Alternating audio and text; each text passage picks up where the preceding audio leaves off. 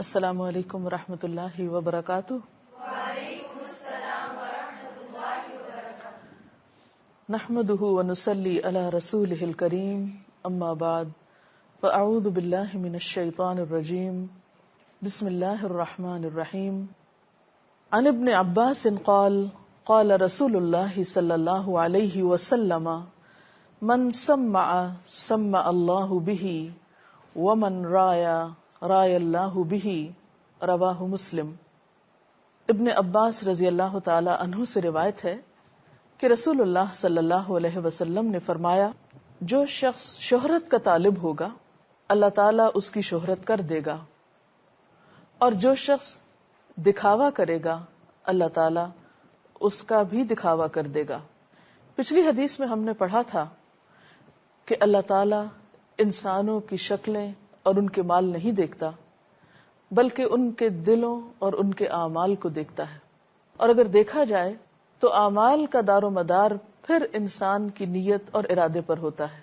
آج بظاہر دنیا میں ایک عمل انسان کا کتنا بھی بڑا اور کتنا بھی خوبصورت نظر آتا ہو، لوگوں کے دیکھنے میں وہ بہت ہی خوش کن ہو، لیکن اللہ تعالیٰ کے نزدیک وہ عمل قابل قبول نہیں۔ اللہ تعالیٰ اس عمل کی طرف دیکھتا بھی نہیں کہ جس عمل کے پیچھے انسان کی نیت اچھی نہ ہو۔ اگر کسی بھی انسان کا عمل محض اس لیے ہے کہ اس عمل کی وجہ سے اس کی خوب شہرت ہو جائے، لوگوں میں اس کی مشہوری ہو جائے، وہ نامور کہلائے، تو اللہ سبحانہ و تعالی ایسے عمل کی کوئی قیمت نہ دے گا، کوئی صلہ نہ ہوگا اس پر اس کے ہاں۔ اس کے برعکس اس پر فرد جرم عائد کی جائے گی، اور وہ کیا کہ قیامت کے دن جب تمام انسان حشر کے میدان میں اکٹھے ہوں گے تو اللہ تعالیٰ اس شخص کی خوب شہرت کر دے گا۔ کس طرح کہ یہ ہے وہ دھوکے باز شخص جس نے بڑے بڑے اچھے کام محض دکھاوے کے لیے کیے تھے، اور اس کی نیت صرف شہرت کا حصول تھا، اس کے دل میں محض شہرت کی تمنا اور شہرت کی طلب تھی۔ اس نے اللہ تعالیٰ کی رضا کے لیے اچھا کام نہیں کیا تھا۔ اس کی ساری کوشش، محنت اور دوڑ دھوپ کا نتیجہ یا اس کا سبب کیا تھا؟ لوگوں میں مشہور ہونا۔ اس نے جو بھی کام کیے وہ محض لوگوں کو دکھانے کے لیے کیے، لوگوں کی نظر میں بڑا بننے کے لیے کیے۔ تو ایک اور حدیث میں آتا ہے کہ اس دنیا میں کوئی بھی شخص جو شہرت کی جگہ پر ہو، یعنی شہرت کا طالب ہو اور ریاکار ہو، یعنی دکھاوے کے کام کرے، قیامت کے دن اللہ تعالیٰ سب کے سامنے اس کے اعمال کو کھول کر رکھ دے گا۔ قیامت کے دن انسان کی صرف ظاہری اعمال ہی سامنے نہیں آئیں گے، بلکہ قرآن پاک میں آتا ہے وَحُصِّلَ مَا فِي الصُّدُورِ، کہ جو کچھ سینوں میں ہوگا، جو کچھ انسان کے دل میں ہوگا، وہ بھی نکال کے رکھ دیا جائے گا، وہ بھی سامنے لایا جائے گا، اور وہ صرف سامنے ہی نہیں لایا جائے گا بلکہ ساری مخلوق کے سامنے لے آیا جائے گا۔ ایک اور حدیث میں آتا ہے، آپ صلی اللہ علیہ وسلم نے فرمایا، جو کوئی اپنے بارے میں غرور اور تکبر سے بات کرتا ہے، یعنی اپنے آپ کو بڑی چیز سمجھتا ہے، اپنی بڑائی جتانا چاہتا ہے، اللہ تعالیٰ اسے اپنی مخلوق کے سامنے یعنی قیامت کے دن ذلیل و رسوا کرے گا، اسے حقیر کرے گا، کیونکہ اللہ تعالیٰ کو تکبر قطعاً پسند نہیں۔ تو عموماً انسان شہرت کس لیے چاہتا ہے؟ لوگوں کی نگاہوں میں بڑا بننے کے لیے۔ اور جب کسی اچھے کام کے پیچھے محض سیلف پروجیکشن مقصود ہو، صرف خود نمائی یا اپنی بڑائی کی طلب ہو، تو پھر وہ کام حقیقی معنوں میں اچھا کام نہیں ہو سکتا۔ اس سے بڑا دھوکہ اور کیا ہو سکتا ہے کہ انسان لوگوں کے سامنے تو یہ ظاہر کرے کہ میں تمہارے دکھ درد میں، تمہارے بھلائی میں، تمہارے فائدے میں، تمہاری خیر خواہی میں ایک اچھا کام کر رہا ہوں، لیکن حقیقت میں اس کے دل میں یہ بات نہ ہو، بلکہ دل میں اپنی بڑائی مقصود ہو اور لوگوں کی نظر میں بڑا بننا مقصود ہو، یا پھر اس کے پیچھے کچھ اور مفادات کی طلب ہو۔ تو ایسا دھوکہ انسانوں کو تو دیا جا سکتا ہے، اللہ رب العالمین کو نہیں دیا جا سکتا۔ اس لیے من سمع سمع اللہ بہ، جو دکھاوے کا شوقین ہے اللہ تعالیٰ اس کا یہ شوق پورا کر دے گا، اسے محض اس دنیا میں نہیں، یعنی دنیا میں بھی انسان جس ارادے سے کام کرتا ہے وہ ویسا ہی ہو جاتا ہے، دنیا میں بھی جتنی اللہ چاہتا ہے وہ بندے کو ناموری اور شہرت مل جاتی ہے، لیکن قیامت کے دن وہ ناموری اور شہرت انسان کے کسی کام نہیں آئے گی، بلکہ اس کے برعکس اس انسان کے اندر کو کھول کے رکھا جائے گا، اس کا دوسرا رخ مخلوق کے سامنے لایا جائے گا اور وہاں اس کی رسوائی کی جائے گی. اور اسی طرح جو دکھانا چاہتا ہے تو بعض اوقات انسان دکھاوے کی نیت سے کوئی کام کرتا ہے لیکن دوسرا کوئی نوٹس بھی نہیں کرتا اس کو، دوسرا اس کی طرف توجہ بھی نہیں کرتا، لیکن اللہ تعالیٰ جان لیتا ہے کہ اس شخص کا ارادہ کیا ہے. تو دنیا میں کوئی اسے دیکھے یا نہ دیکھے، قیامت کے دن انسان کی اس دھوکہ بازی کو ضرور سب کے سامنے کھول کر رکھ دیا جائے گا. تو وہ من رایا رائے اللہ بھی. عام طور پر دکھاوا کس چیز میں ہوتا ہے؟ دکھاوا عموماً نیکی کے کاموں میں زیادہ ہوتا ہے. مثلا عبادات میں دکھاوا. عبادات میں دکھاوے میں سب سے پہلے نماز آتی. نماز میں دکھاوا کس طرح ہوتا ہے؟ مثلا انسان ویسے تو نماز میں سستی کرے، لیکن جب کوئی دیکھ رہا ہو تو بہت چستی سے پڑھے. ویسے تاخیر سے پڑھتا ہو لیکن لوگوں کے بیچ میں بیٹھ کر وقت پر پڑھے.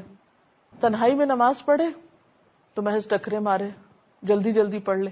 اور جب لوگوں کے بیچ میں ہو تو بہت خشوع و خضوع کے ساتھ اور بہت اچھے طریقے سے پڑھ کے دکھائے تاکہ لوگوں پر اس کی نیکی کی دھاک بیٹھے کہ یہ انسان تو بہت ہی اللہ سے ڈرنے والا ہے اور بہت ہی متقی اور پرہیزگار انسان ہے. تو یہ جو دو رخا پن ہے کہ تنہائی میں کچھ اور سب کے سامنے کچھ، یہ اللہ تعالیٰ کے ہاں قابل قبول نہیں، کیونکہ ایسا شخص دراصل اللہ سے نہیں ڈرتا. اس کے دل میں اللہ کی عظمت نہیں، اس کے دل میں اللہ کے مقابلے میں لوگوں کی عظمت اور لوگوں کی بڑائی زیادہ ہے، لوگوں کا ڈر زیادہ ہے، یہ لوگوں کے نظر میں جچنے کا شوق زیادہ ہے.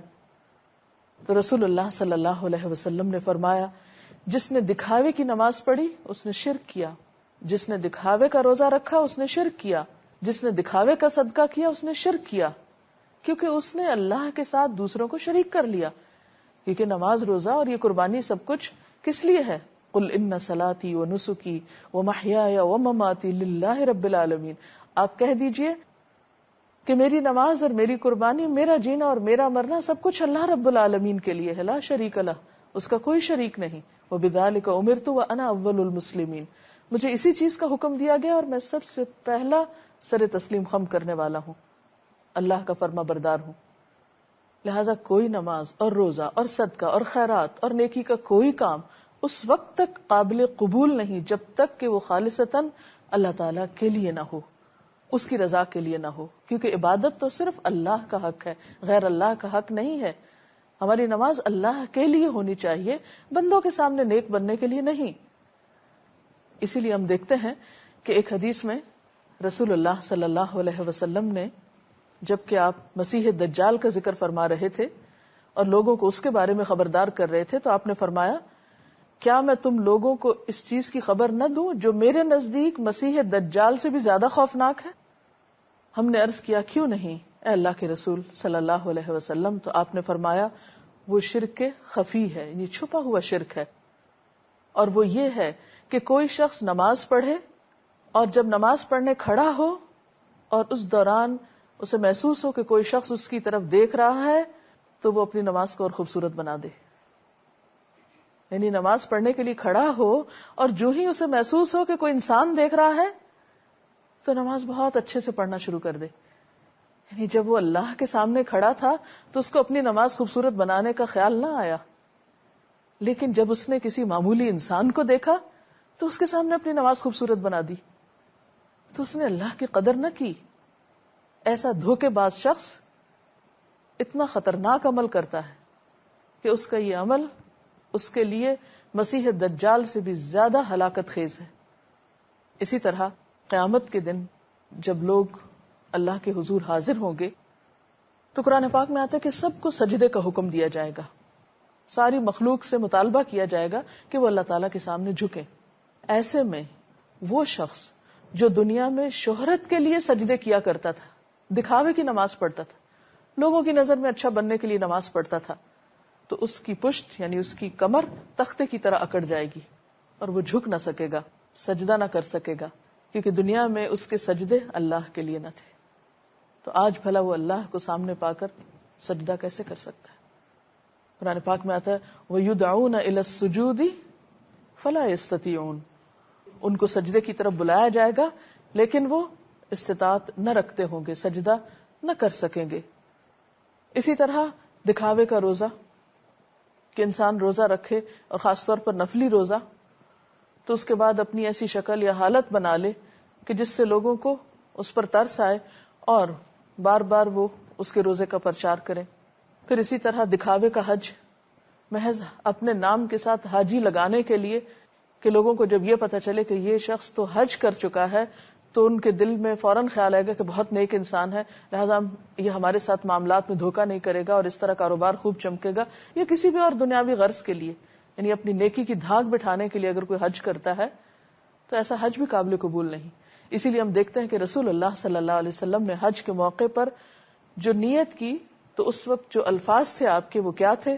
اللہم حجۃ لا ریاء فیہا ولا سمعہ، یا اللہ میں ایسا حج کرتا ہوں کہ جس میں نہ کوئی دکھاوا ہے اور نہ شہرت کی طلب ہے.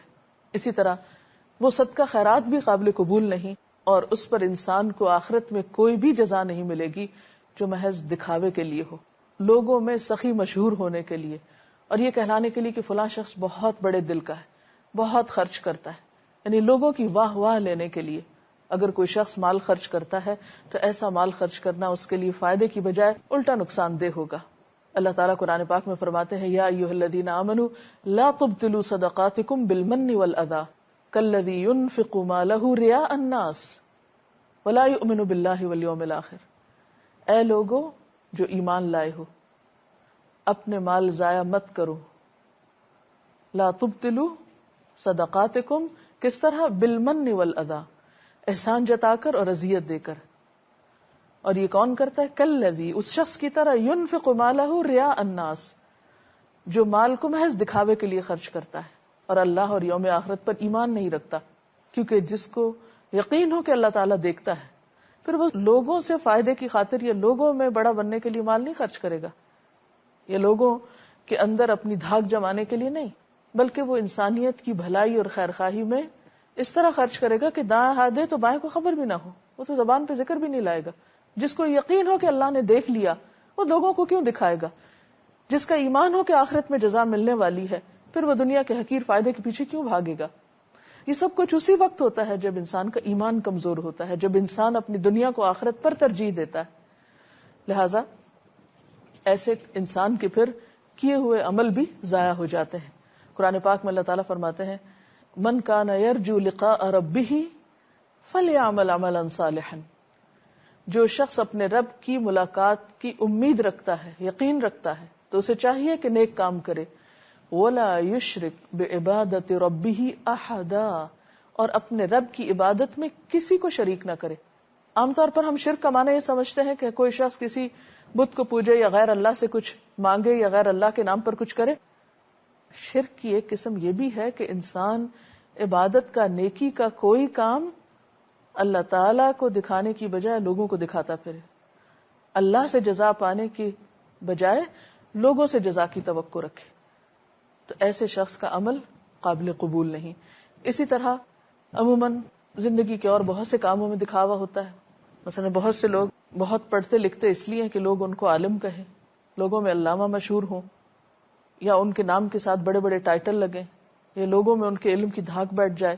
تو اس کے بارے میں بھی وارننگ دی گئی کہ جو شخص ایسے علم میں سے کچھ سیکھتا ہے کہ جس کے ذریعے اللہ کی رضا چاہی جاتی ہے، اگر وہ اس کے ذریعے دنیا کو مقصد بناتا ہے تو قیامت کے دن جنت کی خوشبو بھی نہ پا سکے گا. یعنی ایسے شخص کا پھر آخرت میں کوئی حصہ نہ ہوگا کہ جس علم سے اللہ کی رضا مطلوب تھی اس علم سے اس نے لوگوں کی نگاہ میں اہم بننا چاہا اور لوگوں سے اس کا صلہ چاہا. پھر اسی طرح بعض اوقات ہم دیکھتے ہیں کہ معاشرتی زندگی میں معاملات میں بہت رعاکاری پائی جاتی. جب کوئی شخص ہمارے سامنے ہوتا ہے تو ہم اس کی خوب خوش آمد کرتے ہیں، بہت اچھی طرح پیش آئیں گے، بہت پولائٹلی، بہت مسکرا کے بہت اچھی طرح معاملہ کریں گے، اور جو ہی وہ پلٹے گا تو فوراً اس کی غیبت شروع کر دیں گے. یہ کیا ہے؟ یہ بھی ایک دکھاوا ہے. یعنی آپ کا اخلاق کیا تھا؟ ایک دکھاوے کا اخلاق تھا جو آپ نے صرف کسی کے سامنے ظاہر کیا، اور جب وہ شخص نہیں تھا تو آپ کا اخلاق بھی ختم ہو گیا. آپ انتہائی گھٹیا حرکت پر اتر آئے. بعض اوقات کوئی شخص سامنے ہوتا ہے تو ہم اس کی بہت عزت کرتے ہیں، بہت احترام کرتے ہیں، نگاہیں نہیں اٹھاتے، لیکن جو ہی وہ جاتا ہے تو اس کے بارے میں بری سے بری زبان استعمال کرنا شروع کر دیتے ہیں، اس کو طرح طرح کے ناموں سے پکارتے ہیں، اس کو بے وقوف بناتے ہیں۔ بنیادی طور پر تو قرآن پاک میں یہ ساری صفات منافقین کی بتائی گئی۔ وَإِذَا لَقُوا الَّذِينَ آمَنُوا قَالُوا آمَنَّا، جب ایمان والوں سے ملتے ہیں تو کہتے ہیں ہم بھی ایمان لائے۔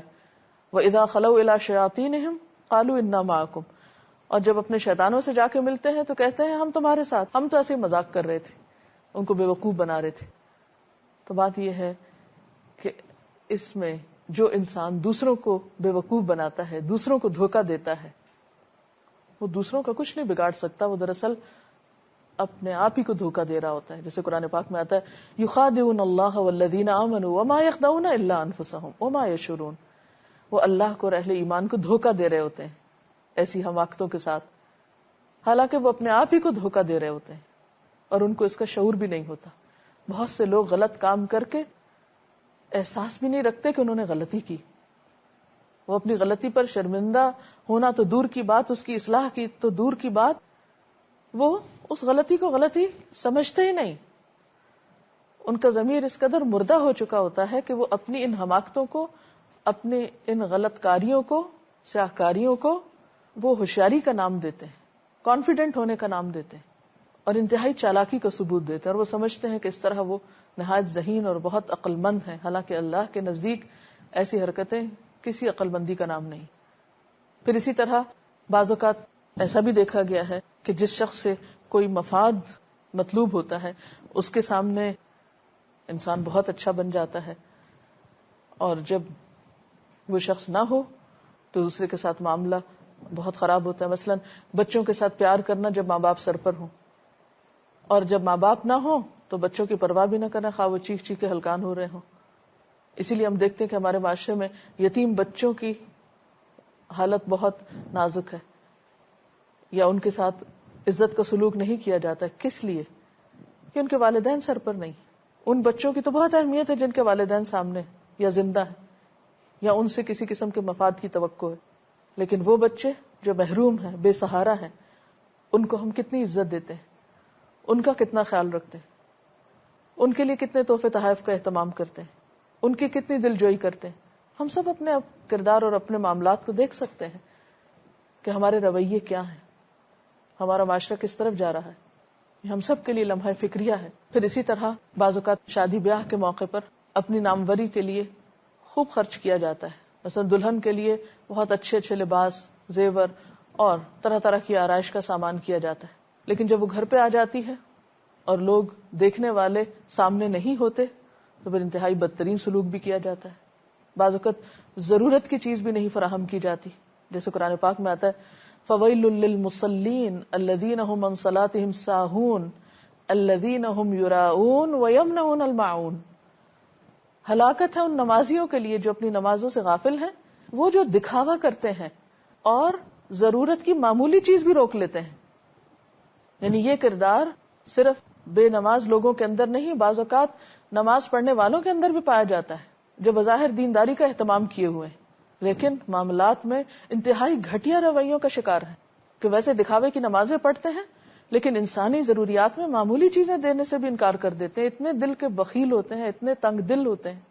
تو بات یہ ہے کہ اللہ تعالیٰ کے ہاں ایسے رویے قابل گرفت ہیں، سخت ناپسندیدہ ہیں، اور ان سے پرہیز کرنا نہایت ضروری ہے، ورنہ نقصان کیا ہے کہ ہماری دنیا میں بھی ہمارے معاملات لوگوں کے ساتھ خراب ہوتے ہیں، اور آخرت میں تو ایسے اعمال کا کچھ وزن ہی نہیں ہوگا، جیسے قرآن پاک میں اللہ تعالیٰ فرماتے ہیں لا نقیم لہم یوم القیامت وزنا، قیامت کے دن ہم ان کے اعمال کو کوئی وزن ہی نہیں دیں گے، خواہ بظاہر دیکھنے میں وہ بہت بڑے بڑے عمل ہی کیوں نہ ہوں۔ تو حدیث کیا ہوئی؟ من سمع سمع اللہ بہ، جو شہرت کا طالب ہے، شہرت چاہتا ہے، اللہ اس کی شہرت خوب کرے گا۔ قیامت کے دن لوگوں کے سامنے اس کی خوب ذلت اور رسوائی کی جائے گی، ذلت و رسوائی میں خوب مشہوری ہوگی اس کی، اور جو دکھاوا کرے گا اس کی بدنیتی اور اس کے سیاہ کاری اور اندر کا سیاہ دل لوگوں کے سامنے لا کے رکھا جائے گا کہ یہ ہے وہ شخص جو بظاہر بہت خوبصورت عمل کر رہا تھا لیکن اندر سے یہ ایسا تھا۔ تو چونکہ اللہ تعالیٰ ہمارے دلوں کو دیکھتا ہے، وہ ان کا جائزہ لیتا ہے، تو جو کچھ ہمارے دل کے اندر ہے وہی دراصل عمل کی بنیاد ہے اور وہی سامنے آنے والا ہے. اس سلسلے میں اگر آپ کے ذہن میں کوئی سوال ہو یا مزید آپ کوئی وضاحت کرنا چاہتے ہوں تو آپ کر سکتے. ڈاکٹر ہاشمی، اس بات پر روشنی ڈالیے کہ انسان کے اندر اپنے شہرت اور ناموری کا ایک شوق موجود ہوتا ہے. وہ چاہتا ہے کہ جو کچھ وہ اچھا کام کرے وہ لوگوں کو پتہ چلے، لوگ اسے اپریشیٹ کریں، اس کی ایکنالجمنٹ ہو. تو اس بارے میں آپ کیا کہتی ہیں کہ کیا انسان اپنی اس خواہش کو دبائے یا یہ ایک نیچرل اس کی فطرت میں موجود ہے، یا مشہور ہونے کی خواہش اس کی فطرت میں موجود ہے؟ بنیادی طور پر یہاں یہ نہیں کہا جا رہا کہ انسان کسی اچھے عمل کی جزا کی توقع نہ رکھے یا اس کے اندر کا جو اچھا بننے کا یا اچھا نظر آنے کا شوق ہے وہ دبا دیا جائے. اس حدیث کا مفہوم یہ ہے کہ انسان جب کوئی خیر اور بھلائی کا کام کرے تو اس کے نتیجے میں جو کریڈٹ ہے وہ خود کو نہ دے، بلکہ جس نے ہمیں یہ ساری نعمتیں دی ہیں یعنی اللہ سبحانہ و تعالی، اسی کی رضا کے لیے سب اچھے کام ہوں. کیونکہ جتنی بھی ہماری عبادات ہیں بنیادی طور پر عبادت کی غرض کیا ہے؟ یعنی اس کے ذریعے خود نمائی کا شوق پورا کرنا یا اللہ تعالیٰ کی نعمتوں کا شکر ادا کرنا، اللہ کا شکر ادا کرنا. تو پھر ہمارے دل کے اندر بھی یہ کیفیت ہونی چاہیے، نہ کہ اس کے نتیجے میں ہم خود کو بڑا منوائیں. پھر اسی طرح بندوں کی جب ہم خدمت کرتے ہیں یا بندوں کی ہم مدد کرتے ہیں تو اس میں بھی ہم کیا احساس ان کو دلا رہے ہوتے ہیں کہ ہم تمہارے فائدے میں یہ کام کر رہے تھے. اور اگر ہمارے دل کے اندر خود نمائی ہے یا خود کو بڑا کرنا ہے تو یہ موقع اور یہ مقام خود کو منوانے کا نہیں بلکہ دوسرے کی بھلائی کرنے کا ہے. جہاں تک انسان کے اندر یہ شوق ہے کہ وہ اچھے کاموں میں آگے بڑھے یا اس کی خیر اور بھلائی کو تسلیم کیا جائے تو یہ ایک فطری سی بات ہے اور ایک انڈرسٹوڈ بات ہے کہ جب ایک انسان اچھے کام کرے گا تو اس کے اپنے ضمیر اور اس کے دل کے اندر ایک سیٹسفیکشن ہوگی. وہ سیٹسفیکشن ضروری نہیں کہ لوگوں کی تعریف کے نتیجے میں ہی آئے، وہ ایک اطمینان قلب خود بخود پیدا ہوگا اور وہ زیادہ اہم ہے بنسبت اس کے کہ انسان کی نگاہیں اور کان محض لوگوں کی طرف لگے رہیں اور انسان اپنے عمل کو لوگوں کا تابع بنا لے کہ اگر وہ تعریف کرے تو پھر انسان اچھے کام کرے، اگر وہ تعریف کرنے والے نہ ہو تو انسان نیکی کا کام ختم کر کے رکھ دے. کیونکہ یہ مضبوط بنیاد نہیں کسی بھی اچھے کام کرنے کی. کیونکہ بہت سے مواقع ایسے ہوتے ہیں جب ہماری کوئی تعریف کرنے والا نہیں ہوتا لیکن کسی بھی اچھے کام کی ضرورت بہت زیادہ ہوتی. اب یہاں ایک بات یہ بھی ہے کہ اگر کوئی شخص اس نیت سے کام نہیں کرتا کہ لوگ اس کی تعریف کریں، لیکن چونکہ وہ اچھا کام کرتا ہے تو لوگوں کے دلوں میں اترتا ہے اور لوگ اس کی تعریف کرنے لگتے ہیں. تو ایک شخص نے آپ صلی اللہ علیہ وسلم سے آ کر پوچھا کہ ایک شخص اچھے کام کرتا ہے اور اس کا ارادہ اور نیت نہیں ہوتی کہ لوگ اس کی تعریف کریں، لیکن لوگ اس کے نہ چاہنے کے باوجود اس کی تعریف شروع کر دیتے ہیں، تو کیا اس سے اس کے عمل میں کمی تو نہیں واقع ہوگی؟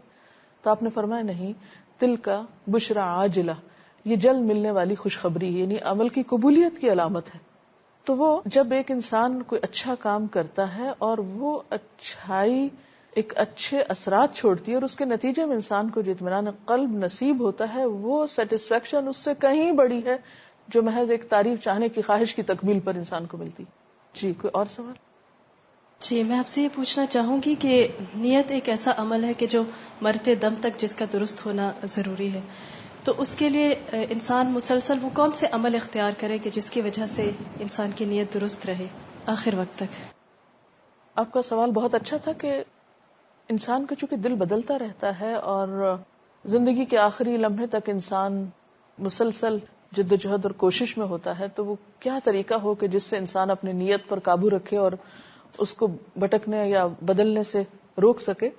اس میں کوئی شک نہیں کہ یہ ایک مشکل ترین کام ہے، لیکن اگر انسان اپنی زندگی میں کچھ ایسے عمل داخل کر لے جن کا اللہ کے سوا کسی کو پتہ نہ ہو، یعنی خفیہ نیک عمل، یعنی کچھ عمل تو ایسے جب آپ اچھے عمل کریں گے تو لوگوں کو پتہ لازمن چلے گا، آپ چھپا نہیں سکتے، آپ کی نیت کیسے بھی وہ عمل چھپ نہیں سکتے، وہ تو ظاہر ہی ہوں گے. لیکن کوشش کے ساتھ آپ کچھ ایسے عمل بھی اپنی زندگی میں، ایسی عبادت یا ایسا ذکر یا ایسے خاموش طریقے سے دوسروں کی مدد کہ جس کا اللہ کے سوا کسی کو معلوم نہ ہو، ایسے عمل اگر کچھ اپنی زندگی میں شامل کر لیں اور ان پر استقامت اختیار کریں اور اپنے سے عہد کریں کہ ہم اس کا ذکر کسی سے بھی نہیں کریں گے، یہ صرف اور صرف اللہ ہی کے سامنے رہیں گے، تو انشاءاللہ اس طرح کی ایکسرسائز سے آپ پھر ظاہری اعمال میں اپنی نیت کی درستگی پر بھی قادر ہو سکیں گے انشاءاللہ. Within Islam, showing off is not favored or it's detested. ان کا سوال یہ ہے کہ اسلام میں دکھاوا ناپسندیدہ کیوں ہے، یعنی اس کو کیوں اتنا ناپسند کیا گیا ہے؟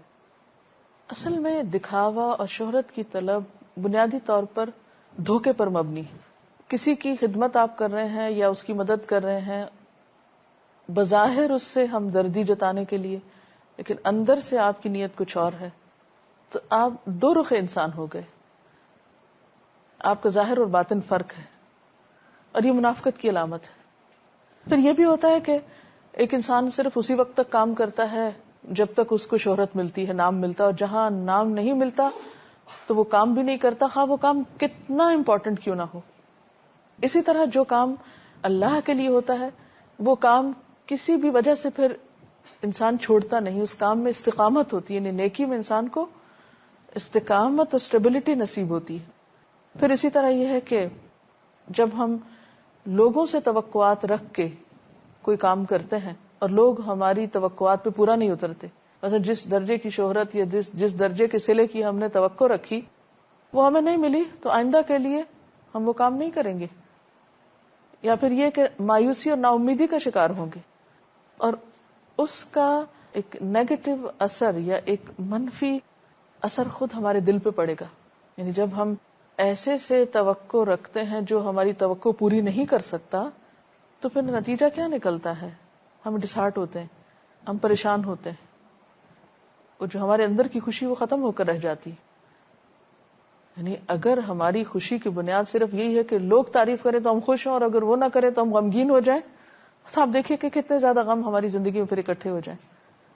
تو اللہ تعالیٰ انسانوں کو اچھے عمل کی ایک ایسی بنیاد عطا کرنا چاہتا ہے کہ جس کو پا کر وہ ہمیشہ مطمئن، پرسکون اور کنٹینٹ رہیں. وہ کمزور سہاروں کی بجائے ایک مضبوط سہارے کو تھامے. اللہ تعالیٰ سے دعا ہے کہ وہ ہمیں بہترین قوت ارادی عطا کرے اور ہمیں ہماری کمزوریوں سے بچائے اور ہماری نیتوں کی اور ارادوں کی اصلاح کر دے، تاکہ ہم انسانیت کی خیر اور بھلائی کے کاموں کو بے غرض اور بے لوث ہو کر سکیں، اور ہمیشہ نیکی کے کاموں میں آگے سے آگے بڑھتے چلے جائیں، اور اللہ تعالی ہمارے ان کاموں کو قبول بھی فرما لے. اس کے ساتھ ہی آج کے پروگرام کا وقت ختم ہوتا ہے. اب اجازت چاہتے ہیں. السلام علیکم ورحمۃ اللہ وبرکاتہ.